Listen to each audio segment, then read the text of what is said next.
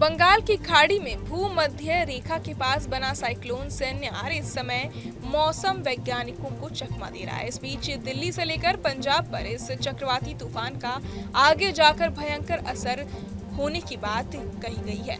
सन्यार को लेकर कभी कहा जा रहा है कि ये बहुत तेज होकर तटीय इलाकों में भारी बारिश कराएगा, तो कभी इसकी ताकत समुद्र में ही घट जाने की बात सामने आ रही है। फिलहाल इसका असर शुरू हो चुका है और तमिलनाडु के तट से लेकर 1 दिसंबर तक इसका असर बने रहने की उम्मीद है। ये सिस्टम शुरुआत में मलक्का, जलडम, भूमध्य और दक्षिण अंडमान सागर में बने लो प्रेशर एरिया के रूप में बना था, लेकिन धीरे धीरे ये कई स्तरों वाले गहरे चक्रवाती परिसंचरण में बदल गया।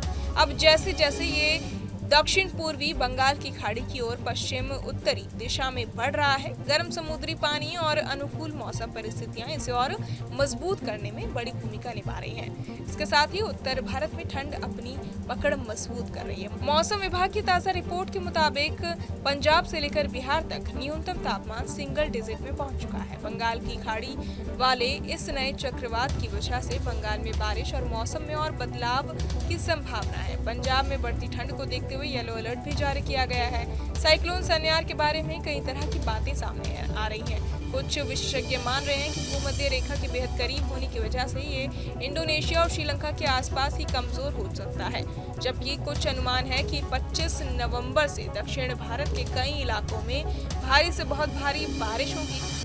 अंडमान और निकोबार द्वीपों में 27 से 29 नवंबर के बीच तेज बारिश, गर्जन और 50 से 70 किलोमीटर प्रति घंटे की रफ्तार वाली हवाओं की आशंका जताई गई है। तमिलनाडु में भी 1 दिसंबर तक भारी बारिश की उम्मीद है, जबकि केरल और माहे में मध्यम से भारी बारिश का सिलसिला जारी रहने वाला है। तटीय आंध्र प्रदेश और यानम में 29 नवंबर से बारिश बढ़ेगी और 30 नवंबर को बहुत भारी बारिश हो सकती है। लक्षद्वीप में भी समुद्र ऊंची और तेज लहरों से अशांत रहेगा और बारिश जारी रहेगी। उधर उड़ीसा में भी आज हल्की से मध्यम बारिश और कई जगहों पर भारी बारिश की संभावना है। सन्यार का असर दक्षिण भारत में दिखने भी लगा है। तमिलनाडु के तिरुनेलवेली, तूतीकोरिन और आसपास के क्षेत्रों में सुबह से बारिश हो रही है, जिससे सड़कों और घरों में पानी भरने की दिक्कतें बढ़ गई हैं। इसके साथ ही उत्तर भारत में ठंड ने जोर पकड़ ली है। दिल्ली में आज सीजन का सबसे कम न्यूनतम तापमान 8 डिग्री सेल्सियस दर्ज किया गया। पंजाब, हरियाणा, राजस्थान और दिल्ली के कई शहरों में तापमान सिंगल डिजिट में पहुंच चुका है। पश्चिमी राजस्थान में तापमान 10 डिग्री सेल्सियस से 19 डिग्री सेल्सियस के बीच रहा।